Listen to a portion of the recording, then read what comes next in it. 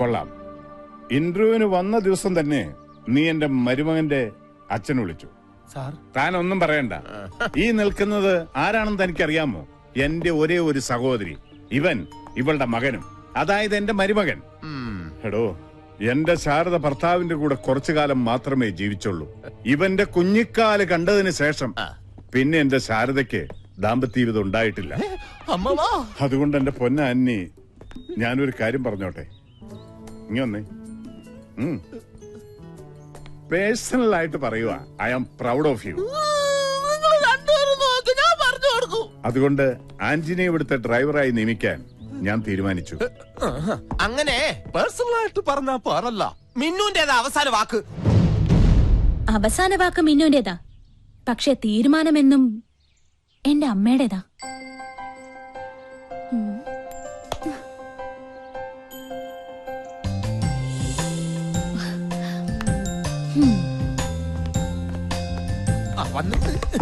മിന്നുമോളെ, ഇവനെ എന്റെ തന്തയ്ക്ക് അറിഞ്ഞു. മഞ്ജുലേട്ടാ, കാറിന്റെ ചാവി എന്റെ കയ്യിലുണ്ട് മോളെ. മോൾക്ക് എവിടെ പോണോന്ന് പറഞ്ഞാ മതി. മഞ്ജുലേട്ടൻ റെഡി. പറഞ്ഞ കേട്ടില്ലേ? ഇറങ്ങി പോടാ. ആ ചാവി അയാളുടെ കയ്യിൽ കൊടുക്കും. പറഞ്ഞേ കേട്ടില്ലടാ. എന്നാടാ, ഇനി ഒരു നിമിഷം ഞാൻ ഇവിടെ നിൽക്കില്ല. ഞാൻ അകത്ത് പോയി കിടക്കാൻ പോണു.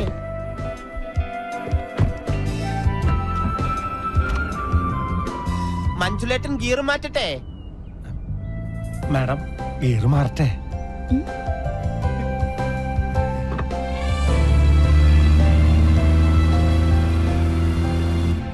ആന്റണി, ഇവിടെ എല്ലാ കാര്യങ്ങളും സ്ട്രിക്റ്റ് ആണ്. ഞാൻ അനുവദിക്കുന്ന സമയങ്ങളിൽ മാത്രമേ വീട്ടിൽ പോകാൻ പറ്റൂ. ആന്റണിക്ക് ഞങ്ങളുടെ ഔട്ട് ഹൗസിൽ താമസിക്കാം. പിന്നെ ഇടയ്ക്കിടയ്ക്ക് വീട്ടിൽ പോയി ഭാര്യയും മക്കളെയും കാണാൻ തോന്നുവാണെങ്കിൽ ജോലി ഉപേക്ഷിക്കാൻ തയ്യാറായിക്കോ. അങ്ങനെ ഒരു ആവശ്യമായിട്ട് ഞാൻ വരുന്ന എനിക്ക് തോന്നണല്ലേ. അതെന്താ, നിങ്ങൾക്ക് ഭാര്യയും മക്കളൊന്നുമില്ലേ? ഞാൻ കല്യാണം കഴിച്ചിട്ടില്ല. ഓ,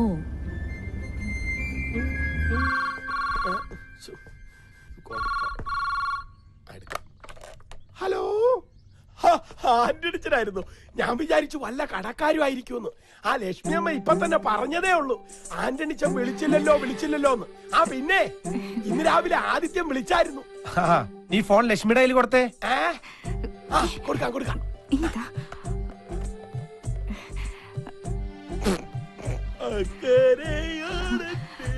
ഹലോ ലക്ഷ്മിയെ, മോൻ വിളിച്ചിരുന്നല്ലേ? അവന് നല്ലൊരു ജോലി കിട്ടിയെന്ന് പറഞ്ഞു. എന്റെ കാര്യവും ശരിയായി ലക്ഷ്മി. ഒക്കെ നിന്റെ പ്രാർത്ഥനയുടെ ഫല. ആഴ്ചയിലൊരിക്കൽ ലീവ് കിട്ടുമോ? അതിപ്പോ വലിയ വലിയ ആൾക്കാരല്ലേ, അവര് തീരുമാനിക്കുന്ന പോലെ ഇരിക്കും കാര്യങ്ങള്. ആദ്യക്ക് ലീവ് കിട്ടിയാലും അവൻ വരില്ല. കടങ്ങള് കൊടുത്തു വീട്ടാതെ ഈ നാട്ടുകാരുടെ മുഖത്ത് നോക്കാൻ അവന് പറ്റുമെന്ന് എനിക്ക് തോന്നണില്ല. സാരമില്ല, എനിക്ക് വിഷമമൊന്നുമില്ല. നമ്മുടെ കടങ്ങളെല്ലാം ഒന്ന് തീർന്നു കിട്ടിയാ മതി. ലക്ഷ്മിയെ, മോനെവിടെ താമസിക്കണേന്ന് പറഞ്ഞോ? ഇല്ല, ഒന്നും പറഞ്ഞില്ല. ഇനി അവൻ വിളിക്കുമ്പോ എവിടെ താമസിക്കുന്നെന്ന് ചോദിക്കണം. പോയി കാണുവോ? ഞാൻ ചെന്ന് കണ്ടോളാം. പിന്നെ നീ വിഷമിക്കാതിരിക്കി, എല്ലാം ശരിയാവും. വെക്കട്ടെ?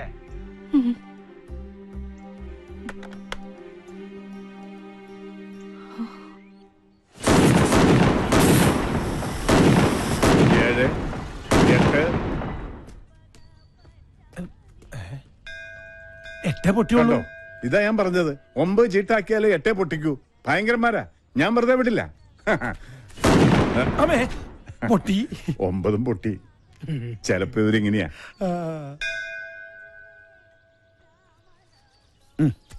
അച്ഛൻ ഇന്നും തൊഴാനിങ്ങോട്ട് കേറിയില്ല. വാശിയിലായിരിക്കൂല്ലേ? വാശിയൊന്നുമല്ല, ദൈവത്തോടുള്ള ഒരു പരിഭവം. ദൈവമായാലും മനുഷ്യരായാലും സ്നേഹത്തിന് വില കൊടുക്കണം. അന്നിക്കറിയാമോ, ഒരു മുന്നറിയിപ്പും ഇല്ലാതെ ചെറിയൊരു തലവേദന വന്നതാ എന്റെ ഭാഗ്യലക്ഷ്മിക്ക്. പിന്നെ എന്നെ 9 ദിവസം പിടിച്ചു നിർത്താൻ ഒരവസരം പോലും തരാതെ എന്റെ ഭാഗ്യലക്ഷ്മിയെ തിരികെ വിളിച്ചു.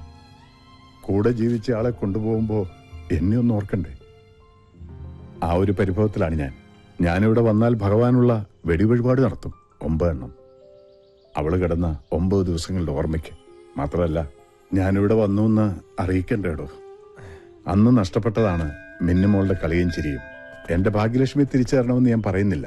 മിന്നുമോളുടെ കളിയും ചിരിയും എനിക്ക് തിരിച്ചു തരണം.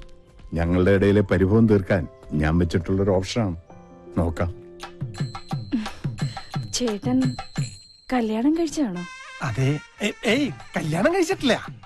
എനിക്ക് തോന്നി. ഞാനും കഴിച്ചിട്ടില്ല. സുമേ, ആ തോറിന്റെ പാത്രം എങ്ങനെ എടുത്തോളൂ. ഇതെന്താണ് മൊബൈലിൽ ഇത്ര പേർക്ക് കാണാൻ? ഞാൻ ഗെയിം കളിക്കുക. 9,000 പോയിന്റ് ആയി. 10,000 ആക്കണം. വേഗാക്ക്, എന്നിട്ടാണ് മാമുണ്ടായി. അതൊരു പാവാ. മൊബൈല് കിട്ടിയാ പിന്നെ ഭക്ഷണം കൂടി വേണ്ട. എന്റെ അനിയത്തിയാ സുമ. ഈ വെളുത്ത ചോറിന്റെ മുൻപിലിരിക്കുന്ന ചേട്ടനെ കാണുമ്പോ എനിക്ക് ഭയങ്കര സന്തോഷം തോന്നാ.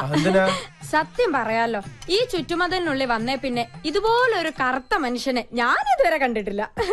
ഇതിപ്പോ പൂരത്തിന്റെ ഇടയിൽ ആനെ കാണുന്നോണ്ടല്ലേ ചേച്ചി. ഈ കറുപ്പ് അച്ഛന്റെയോ അതോ അമ്മയുടെയോ? അച്ഛമ്മയുടെ. എനിക്ക് ഈ കറുപ്പ് ഇഷ്ടം.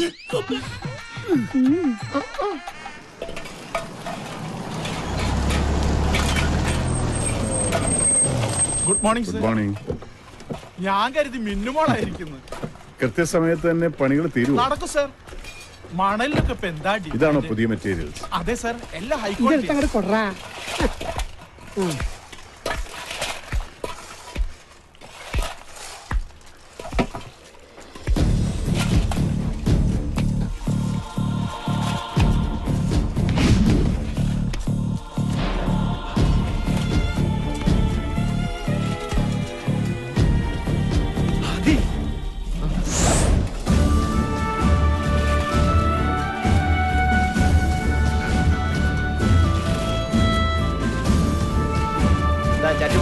എടാ ഇത് വാങ്ങിക്കാം.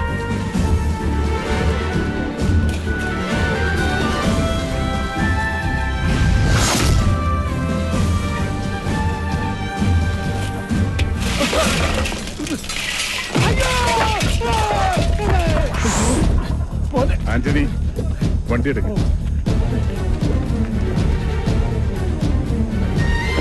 എവിടെ നോക്കിയിട്ടാണ് പണിയെടുക്കുന്നത്? അവിടെ മനുഷ്യനെ മുന്നിലായിരുന്നു. ഇവനൊക്കെ പിടിച്ച് പണി കൊടുത്തത്.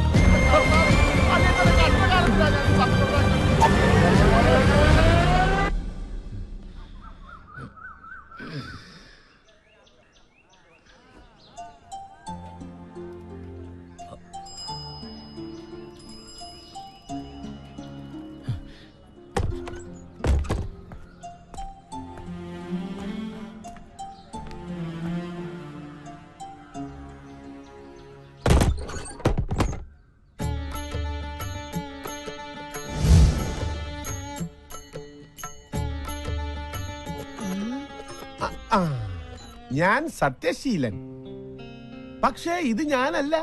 യഥാർത്ഥ ഞാൻ. കണ്ടു പേടിക്കണ്ട.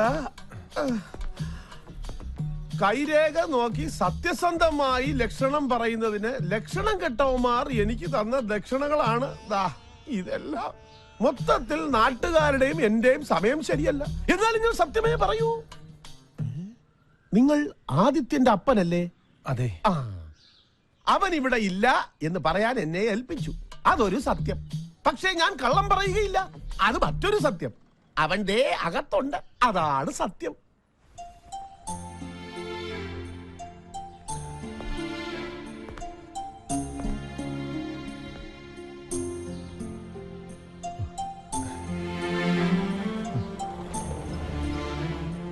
നമ്മുടെ ആനയെ കൊണ്ട് പോലും ഭാരം വലിപ്പിക്കാത്തവനെ അപ്പൻ.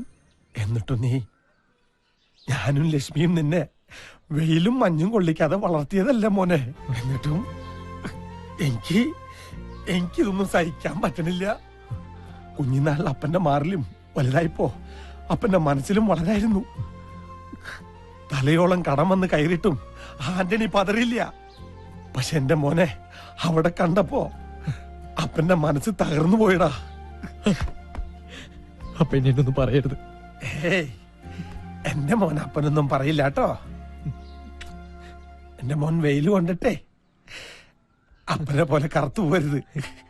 അത് ഈ അപ്പന് സഹിക്കില്ല. ലക്ഷ്മിയുടെ നിറം മോന്.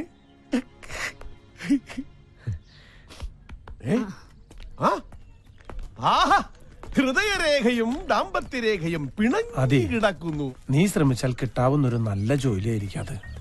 മിന്ന് ഗ്രൂപ്പിൽ മാനേജർ ആവാനുള്ള എല്ലാ യോഗ്യതകളും നിനക്കുണ്ട്. പറഞ്ഞു വരുമ്പോൾ നീയും പാതി രാജരക്തത്തിൽ പിറന്നവനല്ലേ? ഹൈ, ഏതെങ്കിലും ഒരു കോവിലകത്തിന്റെ പേരങ്ങോട്ട് പറഞ്ഞേക്കണം.